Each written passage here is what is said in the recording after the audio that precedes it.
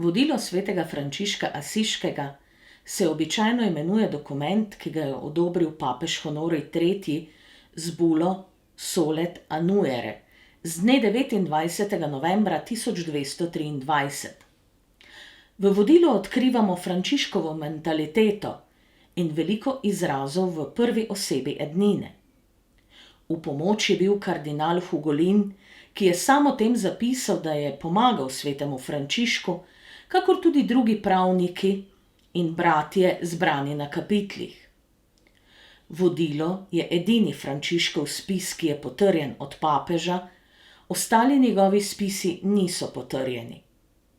To so besede, s katerimi je pater Robert zaključil katehezo o zgodovinskih okoliščinah, v katerih je nastalo potrjeno vodilo. Vemo, da je potrjeno vodilo tako rekoč tretji zapis dokumenta, ki ga je skušal sveti Frančišek zapustiti svojim bratom. V svojem prvem in dolgem zapisu vodila iz leta 1221 je dal Frančišek brez omejitev duška svoji duši. To ni bil zakonodajni dokument, pač pa strasten poziv in izziv, naj se bratje odzovejo Božji ljubezni.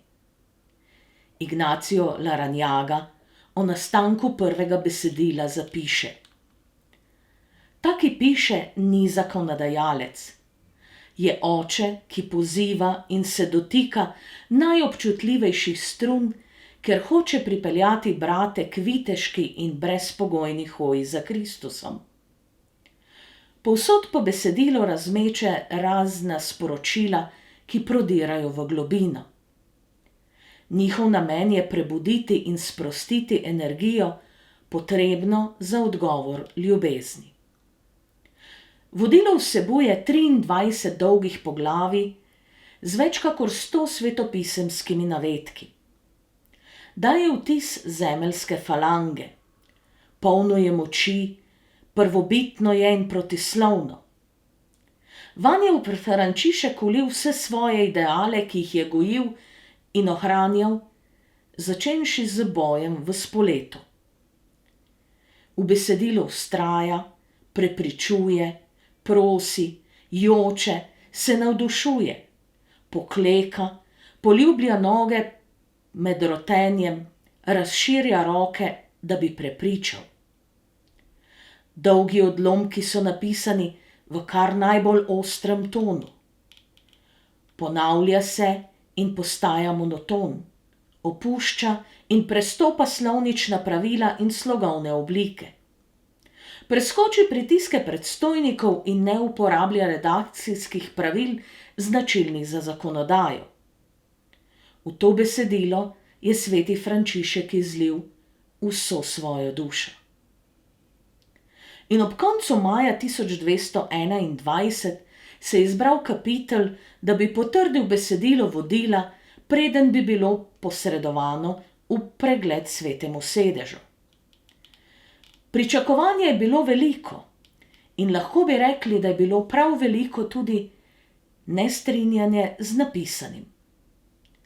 Kako naj bratje, ki se niso strinjali z napisanim, uredijo, da bo Frančišek preoblikoval besedilo, da bo vsebovalo jasen pravni slog in hkrati omilil svoj oster ton in svoje dokaj neizprosne zahteve. Zato so sklenili prenesti vprašanje vodila na višjo raven in priporočiti kardinalu zaščitniku, da se osebno loti pogajanj s svetim Frančiškom. In tako se je tudi zgodilo.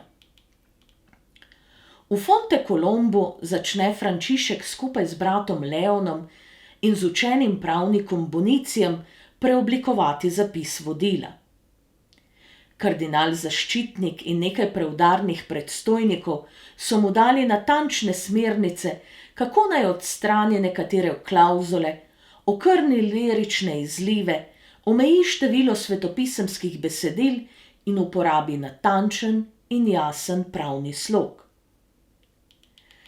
Le malo ljudi je bilo tako nesposobnih napisati zakonodajno besedilo, kakor je bil Frančišek.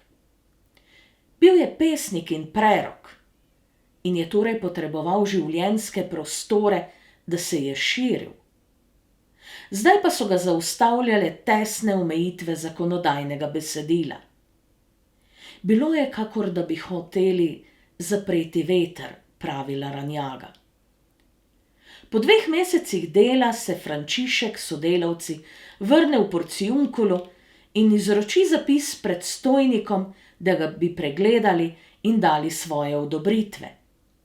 Sam pa se odpravi v samotarsko bivališče Karčeri.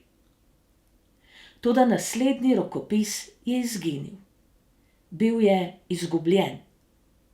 Tako se Frančišek še v tretje loti zapisa vodila in s seboj v Fonte Colombo ponovno vzame brata Leona in brata Bonicija. Frančišku tako v tej divji in vzvišeni samoti, ob postu in molitvi, uspe sestaviti dokončno vodilo, ker je upošteval vse nasvete kardinala zaščitnika. Vodilo je torej kratka in natančna zakonodaja skupaj s predpisi in prepovedmi. Je 4-krat krajša od vodila iz leta 1221. Vsebuje samo 6 svetopisemskih besedil, za razliko od prvega zapisa, v katerem jih je bilo več kakor 100. Larrañaga o poslednjem zapisu vodila pravi: občutek imamo, da je besedilo pri redakciji šlo skozi več rok, ki so ga popravljale, kajti njegov slog je dodelan in kanoničen. Izginil je ves lirični polet in dramatični pozivi, ki napolnjujejo vodilo iz leta 1221. Toda kar zadeva bistvo, se Frančišek ni umaknil. Absolutno uboštvo ostaja v veljavi.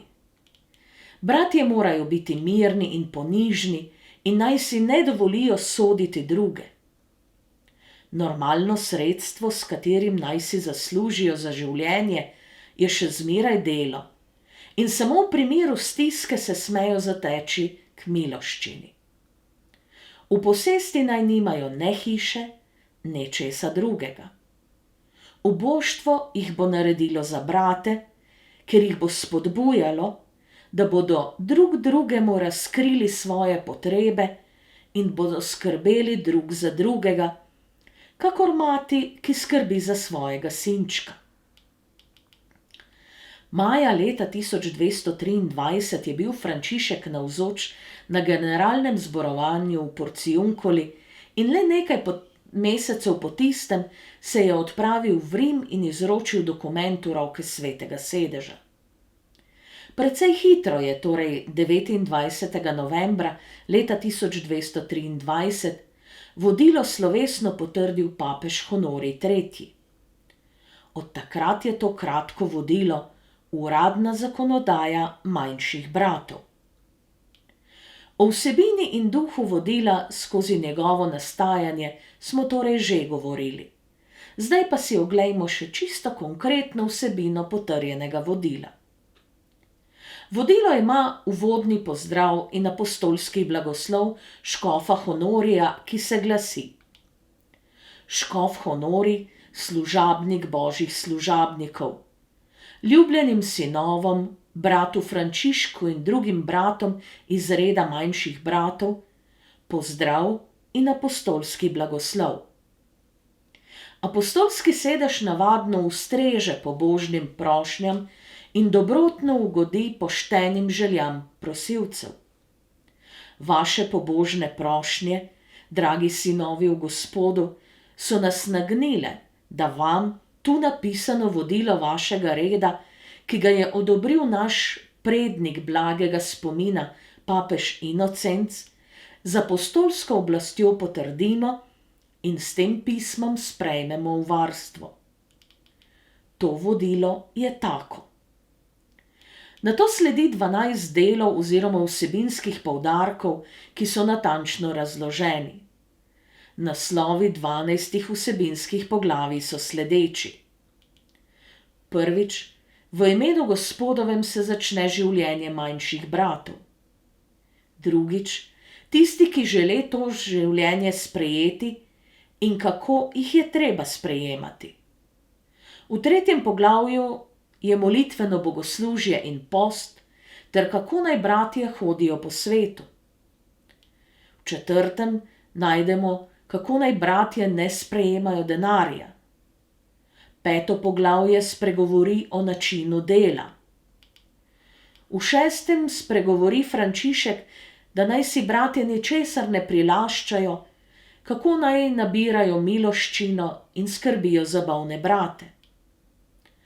V 7. poglavju spregovori o pokori, ki naj se naloži bratom, če grešijo.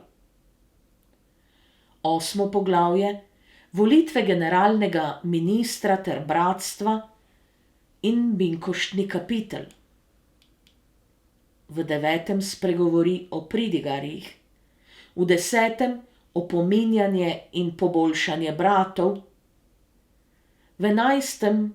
bratje naj ne hodijo v ženske samostane in zadnje 12. poglavje, tisti, ki bodo šli med Saracene in druge nevernike. Po razlagi 12. točke sledi zapis. Prav nikomur torej ni dovoljeno te listine, ki smo jo potrdili, kršiti ali ji drzno nasprotovati.